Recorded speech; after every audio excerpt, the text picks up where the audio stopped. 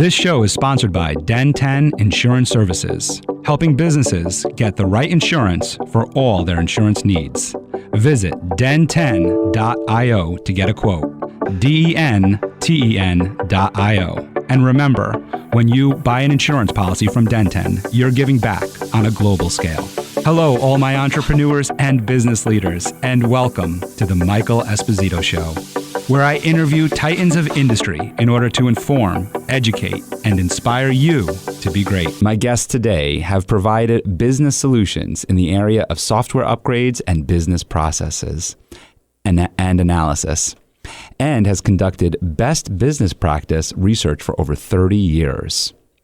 She began investing in single-family real estate in 2005 and took on a leadership role managing all facets of the business, including property analysis, acquisition, rehab, property management, and resale of properties. She started the transition to multifamily real estate in 2015 through an initial education and investing passively in 18 properties in Texas, Oklahoma, Colorado, Florida, and Ohio, totaling over 3,000 units to date. In 2019, as personal mentoring students of Brad Sumrock, since 2015, her husband and her, Dan, co-founded Excalibrate Investments of Texas. Please welcome founding partner of Excalibrate Investments of Texas, Sharon Riddle. Welcome. Thanks so much, Michael. I'm looking forward to being with you today and sharing just a few things of my story and my journey with your audience. Yeah. And, of course, Dan is also part of your journey, and I'm sure we'll be bringing him up so that everybody knows who he is. I think that that's also very important, and part of the background here, too, is that a lot of the things that you've done, you didn't do alone. You did it with him, and you co-founded this company, and that's wonderful. But we're really going to dive into your story today, and I love the idea of going into your childhood and digging up all of the entrepreneurs that have played a role in your life from then, and then really set the foreground for who you are today as an entrepreneur, as a leader, as an investor, as someone who sees more in life than what is sometimes shown to us. Certainly. Well, I will tell you, that's one of the things that Dan and I have talked about, because I did have several entrepreneurs in my early childhood, in my background, that he did not have. So in some ways, the entrepreneurial mindset, he did take my lead somewhat in that, because I had seen it, I'd watched it. My dad was an entrepreneur. He was in construction. He had a backhoe business. I had two uncles who were entrepreneurs. One had an automobile shop, and my cousin also has that automobile shop. So he inherited that from his dad. So two generations. And then I had another uncle, my mother's fraternal twin brother, who was in the heating, air conditioning business and plumbing, and was a partner in a business. But I will tell you, my neighbor directly across the street in our modest childhood neighborhood was the one who in many ways impressed me.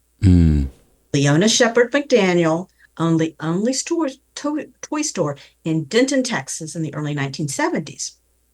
She, however, of all the entrepreneurs, was the one who had multiple streams of income.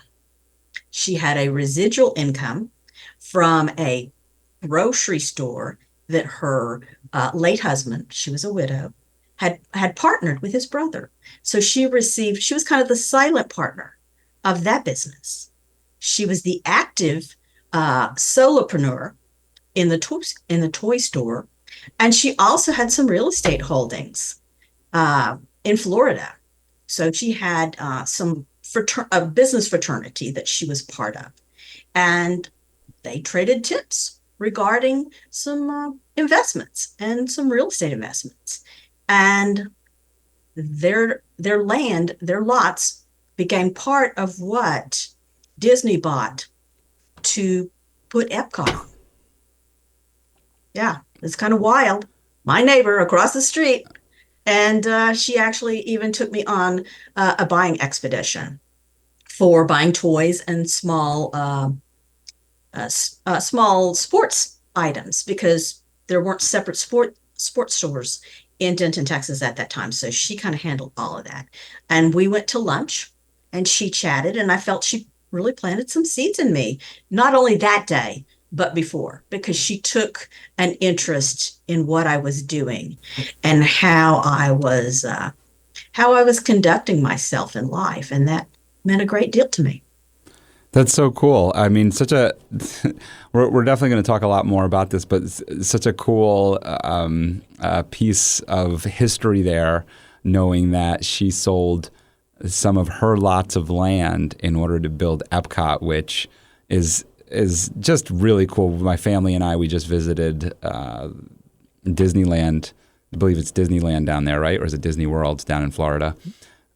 Disney World. Disney World, yeah, we just visited there. So it's kind of cool. Like I can see what that land might look like because I know where Epcot is, right? I've seen it, and that woman, she owned that land. So that's really, really cool. One of the things that I'm interested in here, and when you're talking about all of this, is the entrepreneurial mindset. You mentioned that early on about, when you were speaking about your dad and your uncles and Sharon Leona, in that there's this entrepreneurial mindset that was ingrained in you. And I'm interested if you could expand on what that means or how you define the entrepreneurial mindset. Well, how I define the entrepreneurial mindset is really what I saw in all these entrepreneurs also is some emotional resilience. You really can't let a lot of things throw you because in all of their respective businesses, as in multifamily investing, there are seasons and cycles. And you really have to be adaptive in the seasons and cycles of the businesses and in business and the economy itself. You have to be able to be adaptive and pivot when you need to. And that's what I saw. That's what I saw all of them do.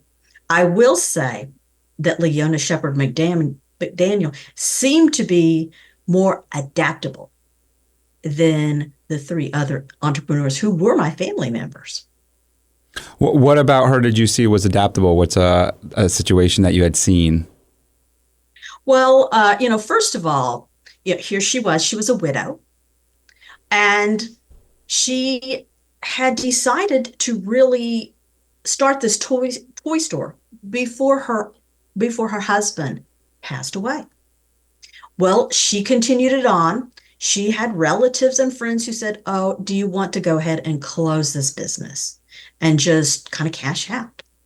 But she said no. She wanted to move forward on that, and she felt like she could manage her affairs. She could manage herself financially as a widow, which she did. And she taught me that pivots are important, and that you can manage the challenges that life does throw your way. Because she was a widow at a relatively early age in her life. I had only known her a little bit later, when I was, say, in fourth grade. So she was an older woman by then, but she had been widowed a little earlier. Earlier in her life, in her marriage, and she had an attitude of persevering, and she also was independent. And she sought advice of her friends in a business community. And I think that's really, really important. And that was one thing that I didn't see from my family members. They were not part of a community that helped mentor them and shape them and held them accountable and that they could rely on for good business information. They kind of operated in a little silo, they know their business, and each one of these people, each one of these men were very competent technically in what they did. But Leona Shepherd McDaniel took it to another level. She decided that she needed to be competent in more than just the running of her toy store. Yeah, I think, take it to another level through this, as you described it, fraternity, but you're also part of a women's mastermind for investors and business. And I think that we have fraternities, and as we see today more often is the masterminds. So it sounds like she planted that seed as well in you in seeking the advice and the help from others that surround you. What is this mastermind that you're part of? How does it serve you today? Well, I actually have a couple of masterminds, and I've added a third organization on, which is called the Network of Outstanding Women. And one of my fellow masterminders back from 2019 kind of paved the way for me to be included in Network of Outstanding Women. And I've still got to finish out my story online on that one. But in Brad Sumrock's mastermind, the second year that he started that, it started back in 2018. Dan and I came aboard in 2019. But we had fellow investors that we invested with in the multifamily space that referred us to Brad and said, "Hey, Brad, Dan and Sharon are part of your personal mentoring community. We think that they can add a lot to this mastermind. They are not general partners yet." So, they saw the yet part. But they are very savvy passive investors. And we think that they can really give their voice to what passive investors need. And that is really what Dan and I have tried to do in that community from 2019 moving forward. And I think it's even more critical now because, we've had all these interest rate hikes.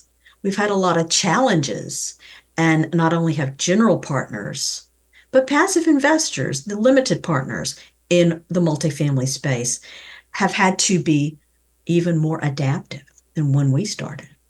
And then regarding the Women's Virtual Mastermind, it was the encouragement of a couple of these friends of mine, these women, who had me even start posting on Instagram. I was like, "Oh, hey, I don't know everything about that." They're like, "Just start. Just start. You'll get better at it." And then there would be other people who help you get better. And so they helped me just kind of get out of my head a little bit and just take some action. Yeah, just starting is really the big step with most of the things that we need to do in life. And for you probably had to just start in terms of real estate investing. What were you doing prior to that? Well, prior to real estate investing, I was in more of a finance role. So really a different space for me. I was kind of a budgeting person. I did technical projects, as a senior business analyst at one point in time. So really, it was a lot of financially driven tasks and jobs, but for other organizations, a not-for-profit, quasi-governmental agency, a public retailer, but it was not yet my own company. And that's a whole nother ballgame. Yeah, when it's your own company. So you probably learned a lot of skills that you transitioned or transferred to the business that you're currently in now. When you're talking about budgeting and financial analysts and things of that nature, how do you see the experience that you had transferring over into the business that you have today? Well, Michael, I saw a lot of crossover skill because I will tell you the first thing I'm going to ask any of my people, my stage broker teams or my marketing team, how much is this going to cost? This is just kind of where I've come from because always questioning expenses, but always keeping an eye on cash flow. And that was one thing that I certainly saw that my neighbor, Leona Shepherd McDaniel, was really strong in. And so I think that was another thing that kind of came from the past and kind of ingrained itself in me is always manage the cash flow. Know where your cash position is. And it's so critical. It is really so critical for entrepreneurs. But in multifamily investing, it can really help you have a really good conversation with your general partners who are the sponsors of a multifamily apartment project. You can talk their language. You can talk their language because you're talking the language of finance. Multifamily just has some of its own metrics, but it's not that hard of a conversion. Talking about those industry specific metrics once you have the language of finance really under your belt. And I also have an MBA. So that really kind of sharpened that skill set for me many years ago. Yeah, that definitely helps.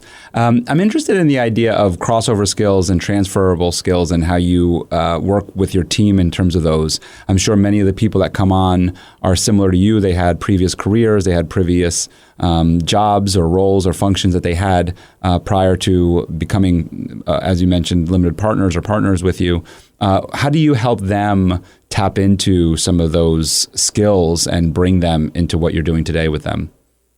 Well, I will tell you an interesting story about how we tour partners, because I mean apartments, because one of my partners that is my touring partner is a microelectronics engineer. So he's an electronic engineer. He's originally from Italy. I know it's kind of interesting. I'm female. I've been, more of a financial person. And so we have an interesting, different dynamic when we go meet with brokers and tour apartments. Because I am talking to the broker, I'm having some conversations, finding kind of some things out from the broker or the leasing agent. And Mariano is taking a lot of pictures. People expect that because he's kind of the technical guy.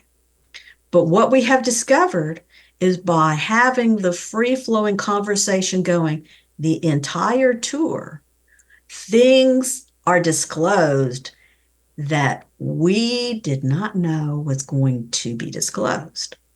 They're not enclosed. It's not enclosed in the any of the documents coming from the broker, any of the data, any of the financials, any of that. But there's always something that is disclosed during those tours. But it's a matter of having the conversation going, and Mariano and I having our roles.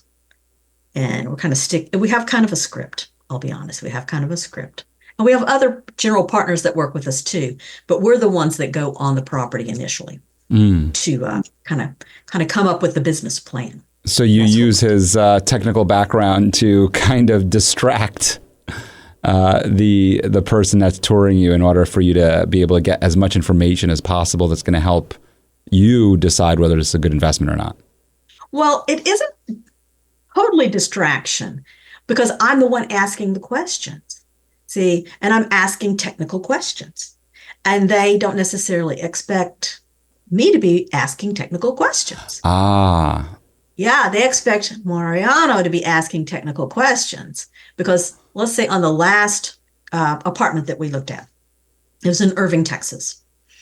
It was, built in 1973, so it had a boiler. Well, I was the one asking the questions where everything was. I said, this is a 1973 build. Can you show us the boiler? The broker didn't expect that. We'd already walked past the area where the boiler was. And he said, well, we've already kind of walked past. Do you want to see it? And Mariano and both, yes, we do. We definitely want to see that boiler. So it's just some things like that. And I don't know what it is, but even tenants will say things, or even leasing agents, they're just always something crops up that people tell me during the tour. It's a little uncanny. And Mariano and I kind of laugh about it, but it's kind of a good thing going on. Yeah, that's pretty cool. It's a good way to get as much information as you could possibly get. You know, you're doing a lot of real estate investing and a part of 10X stages. And one of the things we talked about early on too, before coming on, is your signature talk. And these are so important because this is, you know, what you're able to share with an audience from a stage, so that they can work with you and share what you do and how you do it, and see if there's any people that are curious on learning more. In yours, you talked about a vision that you had in Mexico, and I would love for you to share some of that with us, because I think when we think about visualization, it's a thought that is, I visualize this, how do I make it come true? And for you, you visualized something and actually made it come true. So I think, you know, manifesting and visualizing, I believe in it as really important work as people who want to grow and scale and do things in their lives. And I think when we hear stories from people like yourself that actually visualized and actually see it through and are able to make it happen, it helps us with our visualizations in believing in them. So I'd love for you to share that story with us. Well, I will say, with my signature talk, and it was the kind of the closing of the first portion of the signature talk, I just thought about being on my patio area in my casita. This was on a Conrad property in Punta de Mita, Mexico. We were right on that point, an hour outside of Puerto Vallarta. And in the horizon, I could see the Pacific Ocean. I could see the boats where the fishermen were fishing to catch the fish of the day. And it was calm, it was peaceful. And in my heart, I just thought, wow, I am truly living my best life in this moment. This is a feeling of contentment and joy that I would love for my friends, for my family, for any investors in the future to have these kinds of experiences over and over and over again. Because in the moment, I felt I was living my very best life. That's really, really cool. How did you come about putting together your signature talk? Well, first of all, we did go to beautiful Milwaukee. And so we met with Pat Quinn and his coaches. You know, there were several coaches. They just broke every piece of it apart. And we literally rehearsed sections of it.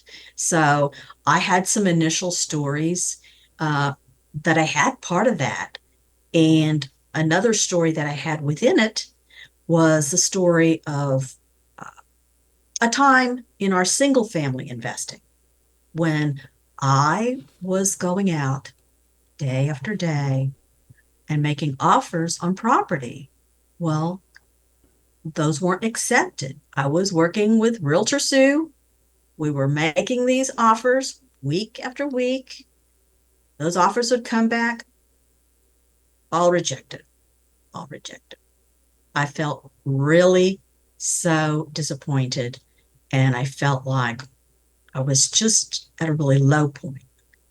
However, because of that, I had a pivot, and it was like a little whisper from the universe, Michael. I got an email from another single family mentor inviting me to, guess what?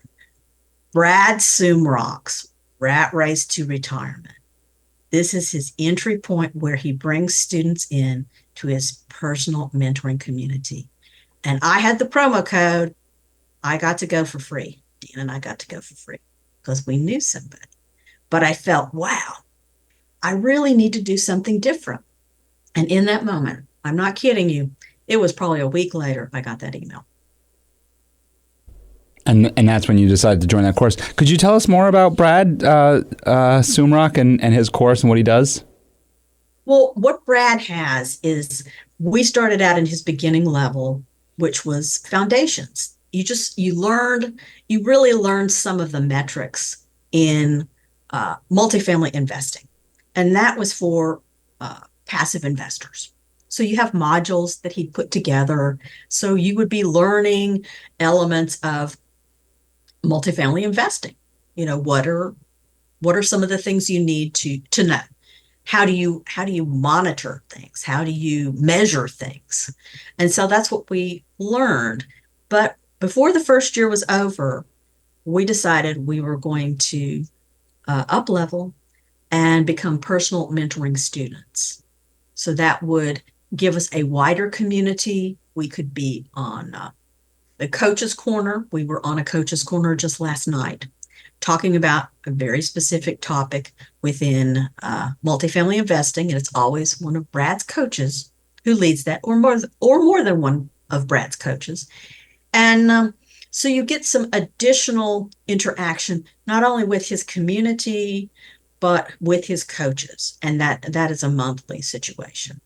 Well, in 2019, that's when we joined the mastermind, is the Millionaire Multifamily Mastermind.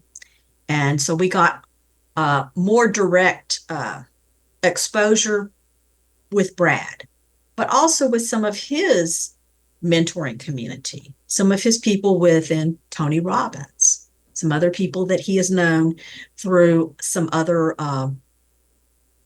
mastermind groups that he's part of. So that's kind of what Brad has been doing ever since 2019. And you just kind of dig deeper. You form some more solid bonds with people. You know what they're doing. They talk to you about what they're doing, and they tell you what their goals are, what their challenges are. It's an accountability group. It's an accountability group. What kind of advice do you have for people that are looking or kind of dipping their toes in real estate investing and just thinking about it? It's a different place to invest. It has its own cycles. It has its own risks involved. What is some of the coaching that you share with people who are new to this industry? Well, one of the things that I tell people is find a community. There's no reason that you need to learn things alone. Some people, they really like to read books or have the audio books, but my philosophy has been, why learn alone? Because, it's almost like a brain trust. More people who are like-minded together have so much more synergy than just one person learning all by themselves. Because you have that momentum. You can learn faster, and other people have some challenges or some opportunities that you haven't seen yet, but it will be on your radar because they've introduced you to that. And I'm a big fan, and actually I have done that from single family moving forward to multifamily. I have had multiple mentors, and I have pivoted in certain times in my business cycle, and I've created more than one business. I have more than one LLC that I've created. So, I will say community and a mentor. Yeah, the mentorship I think is huge. What are some of the other businesses that you've created? Well, they've all been real estate related, interestingly enough. I had a couple that I was working with. They were kind of almost side hustles, but they just didn't have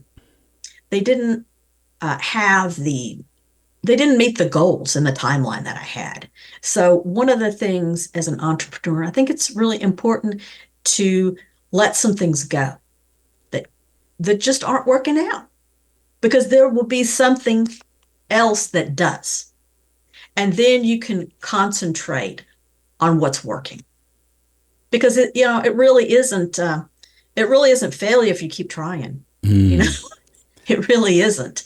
Because you're going to hit those pockets of success over and over and over again. And you'll see a pattern. And the pattern is, kind of where you move forward. That's your journey. That's where you set your goals. I like that. It isn't failure if you keep moving forward. I love that. And I mean, that goes back to the emotional resilience that you described earlier on. Is that like, that's what emotional resilience is. It's keep moving forward, keep pressing forward. We're going to be met with some challenges, some failures, some setbacks.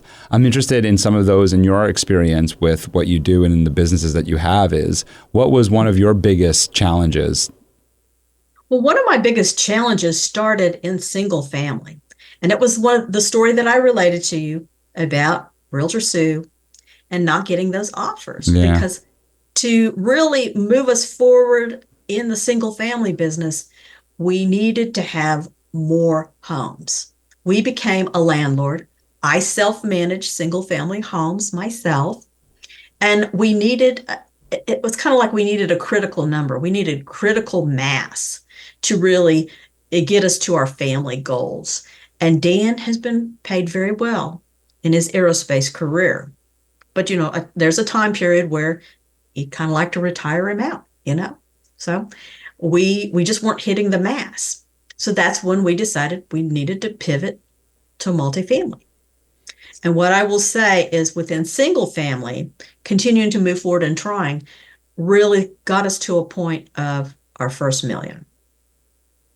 Our next 3 million really came within the multifamily space. But it took us being adaptive and understanding when to make a change. It was all real estate. We just needed to move toward a more expansive form of real estate where we could really, really reap those rewards and have those gains.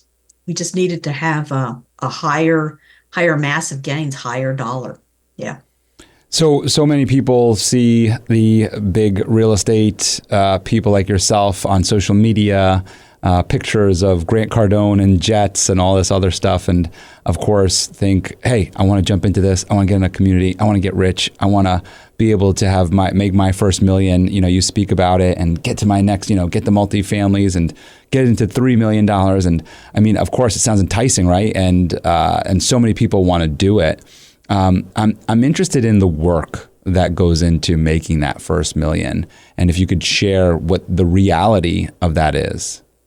Well, within single family with the first million, there was a lot of work involved in there because I was screening tenants. I had handymen that I was working with, and we had properties in Tarrant County, Dallas County, and one in Denton County. So you're talking about 3 counties in Texas. Texas, big state. So you've got a lot of miles you're covering. And you have to find people who are not only competent, but cost effective. So big thing with that. You really have to, but I was fortunate. I found people who could really make that work. I was tipped off by one of my handymen. He said, look for your replacement. You're needing some other handymen for some different counties. I would contact a church. Well, I was a member of a church in Denton. So I decided to contact one of those churches. This was kind of like mine in another county. And guess where I found my handyman? I got tipped off by another handyman to give me a strategy. So I was always listening. I was always listening to people who could make my life better. It really was. But I will also tell you the fact that my dad had been in construction and I had master plumbers, master electricians in my early family home. That wasn't a big deal to me. I mean, these people were not foreign to me. So even though I was a woman, they did not really, they didn't really scare me. They felt familiar to me, to be quite honest, and they always have. Tradesmen and women have always felt very familiar to me because of my early childhood construction brat home. And in that, so you were dealing with handymen, you're dealing with plumbers and all sorts of different industries. Insurance people. Of course, yeah. Of course. It's funny. I have my Den 10 insurance shirt you got on. your Den 10, yeah, I see it. Which is funny. Is Denton, Texas spelled the same way? No, it has an O at the end. Has an O, okay. Ton. Yeah, Denton. Yeah. But I will tell you, I've had some awesome insurance agents. They've really helped me, in the single family space, and even with multifamily. Part of our offers, we have to really gather a lot of information together. And one of the insurance agents that I work with for multifamily, I went to high school with. No joke. Wow. I email Jeff King, boom, Ramey King. Yeah, because insurance is critical. You know how critical it is, Michael, and it's critical in multifamily. It's a lot of expense, and you need to be on spot. You need that estimate to be on target, right on. The estimate and also the coverage. You got to have the right coverages because coverage is critical. You're making a huge investment. I've had those conversations with investors where, they're making this investment and they want to cut every corner and they're saying, we just want actual cash value. And I'm going, the actual cash value versus the replacement value is hundreds of thousands of dollars. If this building burns down, you're not getting your money that you put into it. And it's so hard sometimes to help investors realize that. And so, it's really critical to have an educated conversation to where people really understand what they need and how they can afford it. And sometimes, you could speak to this. If one of the expenses is insurance and it is not providing the cash flow, the premium, then this might not be the right deal for you, right? Like when you look at your expenses, if you're not getting the cash flow after expenses, it's not how do we shave the expenses? The expenses are there. And as you said, competency in your handyman and in your service people, they have to be competent because if you're hiring people for less than competency, you're going to get less than competent work, which is going to lead to leaky roofs and busted pipes and unfortunately the wrong policy. And at the end of the day, you might have saved money. I had a insurance mentor tell me this. There was a commercial in the, I want to say 60s, for an oil filter replacement in a vehicle. And the commercial used to say, pay me now or pay me later. Either use this filter, this proper filter, the right one. I think it was Fram oil filters. It's the Fram oil filter, or use this knockoff. You're going to get the same thing, but you're either going to pay for it now or you're going to pay for it later. Which one do you want? And a lot of times, and you could speak to this in real estate investing, is that if you're paying for it now and you're paying the right premium numbers and everything right now, you're going to get a nice investment later. But if you're not paying for it now, you're going to pay for it later. You really are. And the great thing with Jeff is that, he and his staff, they're going to know if there have been any claims previously. And it's going to impact you as a future owner. Yeah. So I've even had staff members, from Ramey King who have sent me the clips, for the fires, the ice storm. It's in the paper. They send you that stuff. Check it out. What are you buying? Yeah, check it out. You've got to be informed. Yeah. And, in single family, I also had a competent roofer. You get a lot of hail damage in Denton. And in the other counties we were serving. So I had to have a good roofer. And this was also somebody I happened to go to school with. He and his brothers were roofers during the summer to pay for their college expenses. Well, Alan Chamberlain with Denton Trinity Roofing just ended up making a business of it. So kind of building it out. Yeah. And so I've been fortunate to either have people who have been introduced to me, or other people refer those people with those characteristics to me, right? Or people that I actually have known that I grew up with in Denton. Yeah. Speak to us about that trusted community, because I'm sure that as you're speaking about this, in the first half of your career here of the single family, how important this network of trusted people is. It's huge. And I will say that I look for that in multifamily too. You know, I have other people on our general partner team. They know people, and you know who you can work with. There's always somebody who has an idea of who you can work with. Or if you have a question, I can ask Jeff, I can ask my insurance person, Yeah. I can ask a lot of people who we're going to make sure you get directed to somebody who's going to serve you well, because they have a relationship with you too. Right. And as you know, relationships are everything. That's right. That's I pretty much live my life by the relationships I have and the network that I've created through the different chambers and different organizations that I have. You started your real estate journey in 2005, and I guess it was about 10 years when you transitioned into the multifamily. So when you went into the multifamily, you obviously scaled a lot quicker from what you just shared. What was it about the single family versus the multifamily that helped you scale faster? Well, for one thing, it's you have more doors. You've got more tenants. So it's really all about numbers. So you can the gains are larger. And also there's been a certain time window when you have more tax advantage too.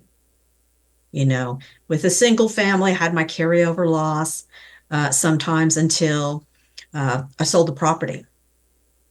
But multifamily is a whole different situation regarding depreciation with multifamily. How does that work? Yeah. Well, they've called it bonus depreciation, and I don't want to get into the weeds too much because it is going to be kind of phased down. But technically, if you have a gain in one area with a separate company, like an LLC, you can have an offset. So that way you're really meeting your tax goals as well. And not only do I have investing goals, and not only do I have general partner goals with different LLCs, but I also have a tax goal.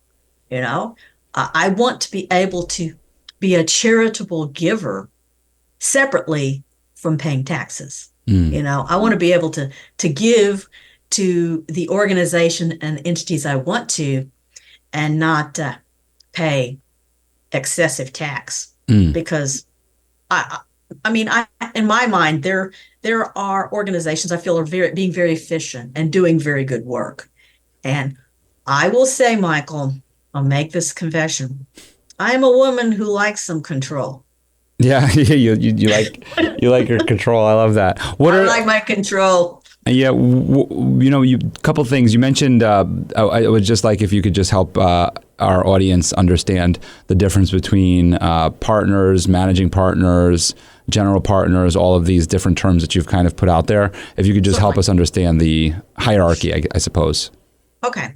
Well, I will start with limited partners because that's where I started, and they use the word passive investors also. Those are the partners who come in and they contribute through a syndication. So there's a group of them. They're contributing, and they are making sure that the apartment is funded. It can be acquired. But as far as the day-to-day management, they are not involved in the day-to-day management. They receive monthly reports. They see how things are going. And typically, they're paid either monthly or quarterly. They're paid a distribution based on the performance of the apartment entity itself. So that's really how that goes. With general partners, you are involved in the day-to-day operation. Now, there's always, with either one, my preference, you have third-party professional property management. They're the people who have somebody on site all the time. But the general partner have to make sure that things are getting done in coordination with the business plan. How are we moving forward to improve the asset, the financial position of the asset, not only the valuation in the end when you sell, but also in between, the day-to-day management. How well are the rents being managed? How well are the repairs being conducted? How well are you having to evict some people? What's going on day to day?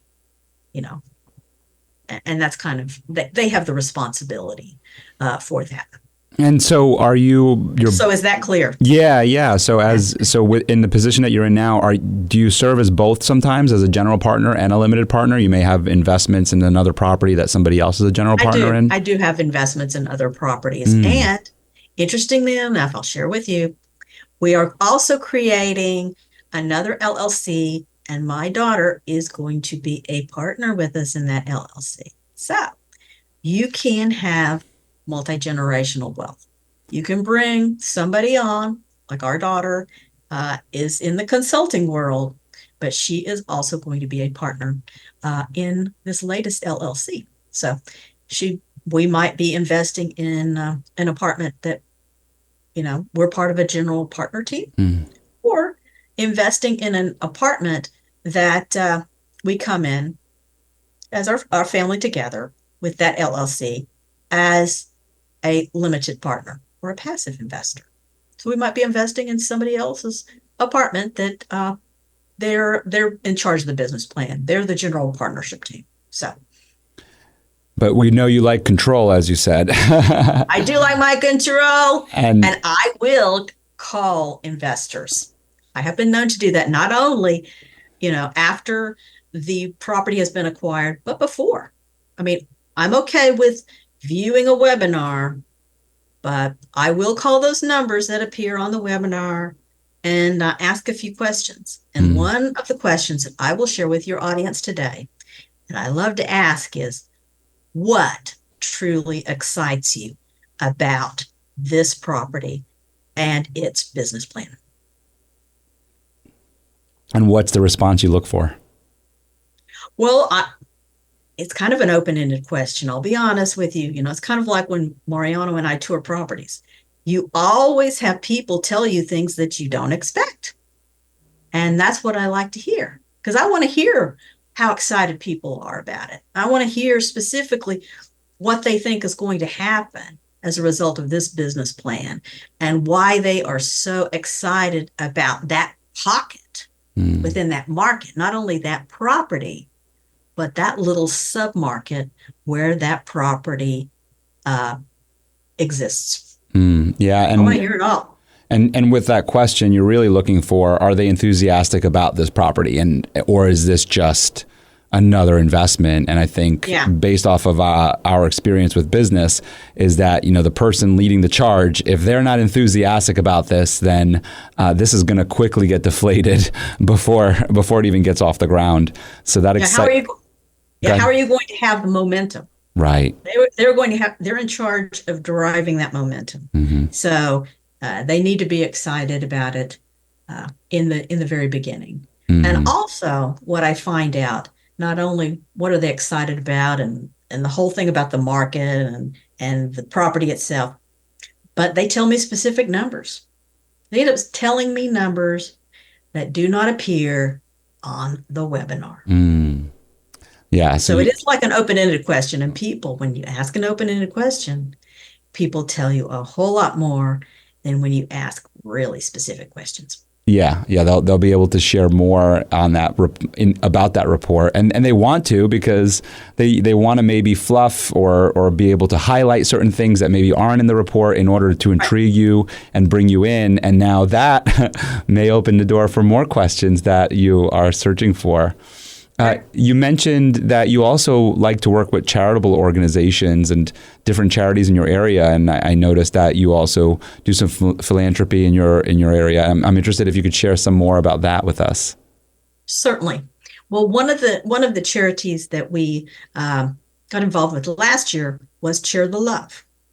So they are actually an international charitable organization.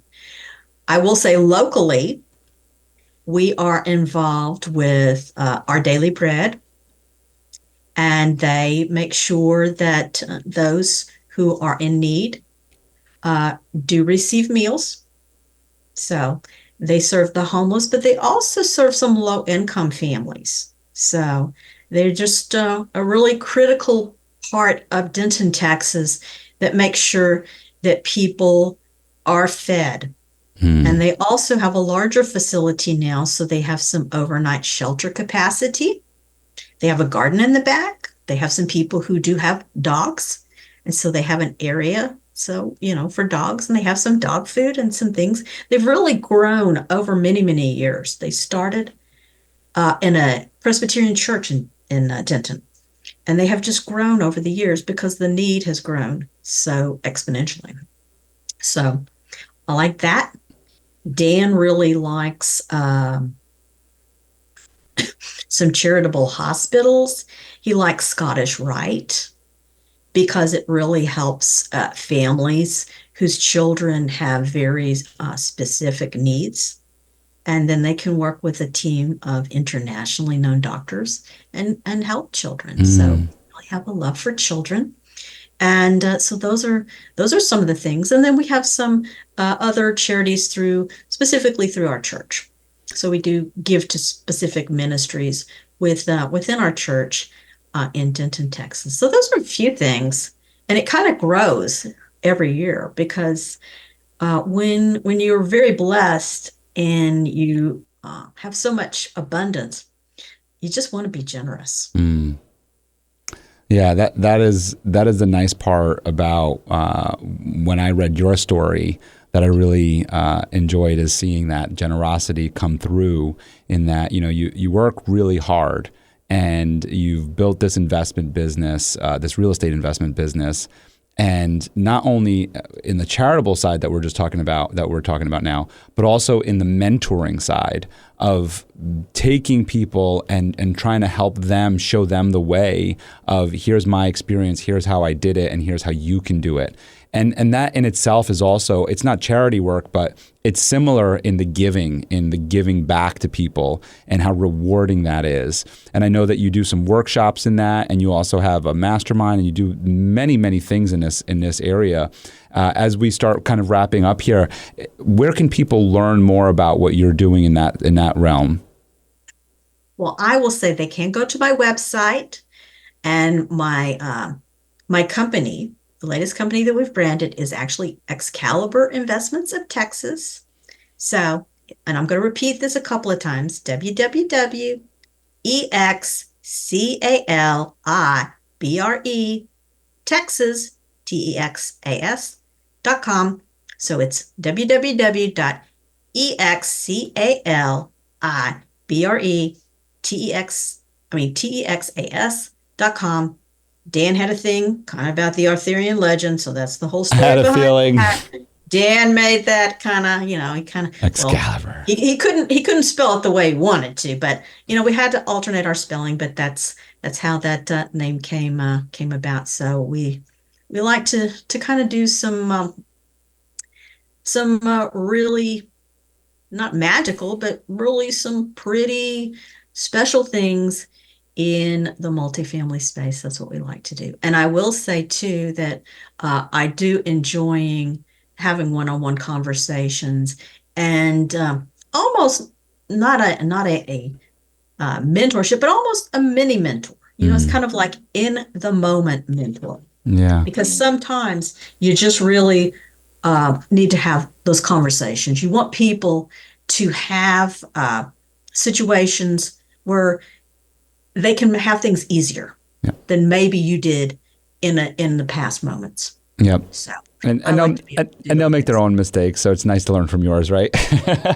Well, yeah, they might as well leverage my mistakes and just skip right over them. Yep. They may make some other mistakes, but hey, let's avoid some of them. One of your mantras that you live by that you like is success is often achieved by those who don't know that failure is inevitable. Oh my goodness, what a powerful quote to kind of unpack here as we're wrapped up here. Could you share a little bit about that quote and how you see it work in your daily life? Well, that particular quote is a Coco Chanel quote. Just to let you know, she never gave up. She came from some humble beginnings, but she was a woman who pivoted a lot too. She saw how things change, and she kind of changed with the times and certainly with fashion trends. But if you don't really think that, well, first of all, if you don't really fear failure, if you just see it as a challenge or a setback, it's only temporary, I think that can really give you a whole different perspective, because it has a short timeline. It's not the end of things. You could do things different in the next moment or the next day. You don't have to stay on that same path. You can choose to take a different path. Yeah, and it doesn't define you. I really like that, and I love that it's a Coco Chanel quote, and it really is powerful and something for all of our entrepreneurs and business leaders to take, that success is often achieved by those who don't know that failure is inevitable. I want to thank you so much for coming on today. It's been very educational. We've learned a tremendous amount about real estate investing and going after our dreams and businesses. And I know that you're going to be enjoying your time in Mexico very soon with your family and friends. Yes, I want to go back there. I've been there before, and I want to do it again. I want to tell you, Michael, I really, truly appreciate the opportunity of being with you today. Thank you for listening to The Michael Esposito Show. For show notes, video clips, and more episodes, go to michaelespositoinc.com/podcast. Thank you again to our sponsor, Den 10 Insurance Services, helping businesses get the right insurance for all their insurance needs. Visit den10.io to get a quote. That's DENTEN.io.